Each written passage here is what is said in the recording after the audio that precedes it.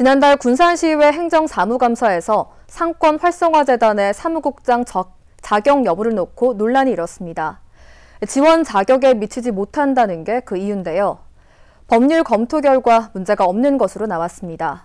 시의회는 감사를 하겠다던 입장을 철회했지만 내년 예산 40% 가까이를 삭감하면서 사업 추진에 제동을 걸었습니다. 모영숙 기자입니다. 지난 4월 출범한 상권 활성화재단.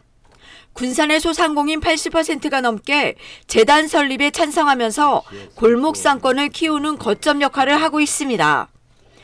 뿔뿔이 흩어진 상인회 17곳을 모으고 상권별 진단을 통해 영세 상인들이 버틸 수 있는 해결 방안을 찾고 있습니다. 그러나 출범한 지 7개월 만에 군산시의회가 발목을 잡았습니다.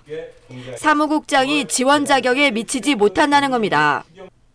자격 요건인 상권 활성화와 관련된 일을 했거나 마케팅과 유통, 도시재생, 문화 등의 분야 가운데 1년 이상 경력이 없다는 논리를 폈습니다.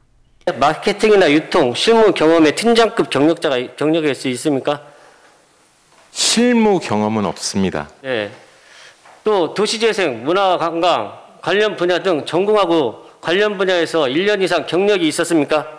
업무 영역을 확인했을 때 부동산 업무가 부동산 상권 분석 업무가 들어간다는 것을 알고 지원을 했었습니다. 경력 증명서가 없다는 것도 자격 조건에서 벗어났다고 지적했습니다. 이력서 제출하면 서류가 있잖아요. 그러면 거기에 대한 경력 증명서가 없어요. 경력 증명서가 같이 첨부가 돼가지고. 그러면서 상임위는 상권 활성화재단의 내년 예산 6억 원 가운데 2억 1천만 원을 삭감했습니다. 하지만 군산시가 법률적 검토 결과 사무국장은 자격 요건인 상경 계열에서 1년 이상 근무한 경력이 있어 자격 기준을 충족한 것으로 조사됐습니다. 시는 또 경력증명서의 경우 다녔던 직장이 문을 닫아 근무 경력을 증명할 수 있는 의료보험 확인서로 대신해 사실상 채용에는 문제가 없다고 주장했습니다. 그 경력을 확인하고 싶다라고 하면 어차피 그 사업장이 아까 얘기했죠. 도산되거나 파산됐을 경우 뛸 수는 없잖아요. 그러면 국민연금이나 건강보험 관련해가지고 거기에 어차피 사업장에 명시가 돼 있을 거예요. 취득일자하고 상실일자가 나오니까. 그러면 그걸로도 가능하다는 얘기죠.